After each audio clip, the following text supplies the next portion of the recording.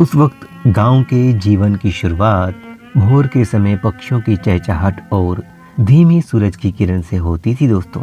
लोग सवेरे 5 बजे उठ जाते थे, क्योंकि अधिकतर लोग घर की छत या आंगन में खुले स्थान पर सोते थे, इसलिए भोर के उजाले में वे जल्दी उठ जाते थे। गांव में सुबह के समय मुर्गे की बाग सुनाई देना आम बात थी।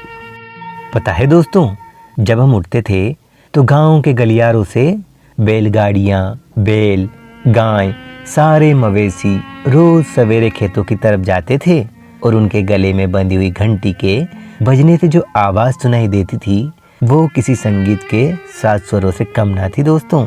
गली के मोड़ पर ही एक खूबसूरत पनघट हुआ करता था, जहां बड़की भाभी, काकी, दादी पानी भरने जाती थी। कुछ तो उपले गोबर के लेकर बाड़ों में से आती थी। वो छप्पड़ से उठता सुबह का धुआं जब माँ, काकी माटी के चूल्हे पर बढ़िया सी उपलों वाली बाटी, रोटी और साग बनाती थी। इसी बीच काका, बाबा दूध लाकर चूल्हे पर चढ़ा देते थे। घर के बीच में खुले आंगन में नहा धोकर वहीं बिछी हुई चटाई पर तेल पाटी करते थे।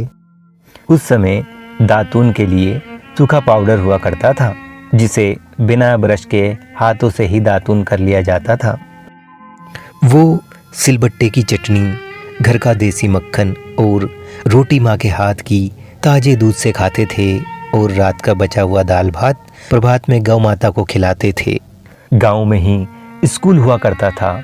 सारे बच्चे पैदल ही गांव के गलियारों से उछलते कूदते स्कूल नहीं दोस्तों, उस समय की पाठशाला जाया करते थे। और इधर काकी माँ एक साड़ी के कपड़े में गुड़ और घी के साथ रोटी का टिफिन बांधती थी, जिसे सर पर रखकर पगडंडी से होते हुए खेत की ओर जाती थी। हमारे बाबा, काका दिन भर अपने खेतों में काम करते थे और दोपहर का भोजन आम की ठंडी छांव में बैठकर करते थे और खाते खाते पक्षियों और कुत्तों को रोटी डालते थे। उस समय का जीवन भाई आडंबरों से दूर होता था दोस्तों। हमारे काका, बाबा रूखा सूखा जो भी मिल जाता था खा लेते थे और मोटा और सस्ता कपड़ा पहनते थे।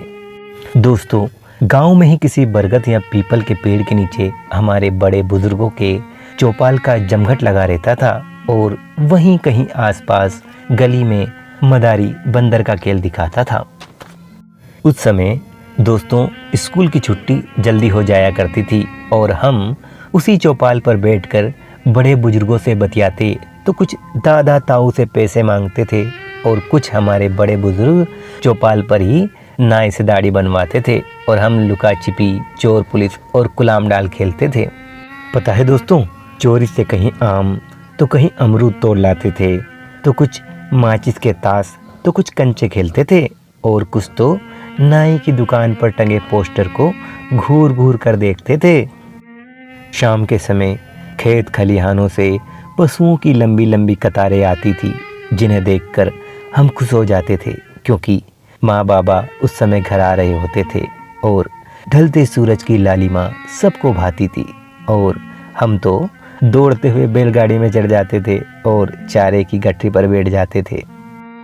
और शाम की वो गुड़ की चाय सभी एक साथ कब्बासी में पीते थे। रात को मक्के की रोटी, चने का साग, जिसका क्या मुकाबला करेगा आज का च्यवनप्राश। रात को आंगन में लेटे हुए हम सभी अपनी दादी से भूत के किस्से और सियार लोमड़ी की कहानी सुनते थे। मिट्टी तेल की चिमनी और दीपक घर में जलते थे और रात में कहीं दूर रेडियो में वो पुराने गीत बजते थे।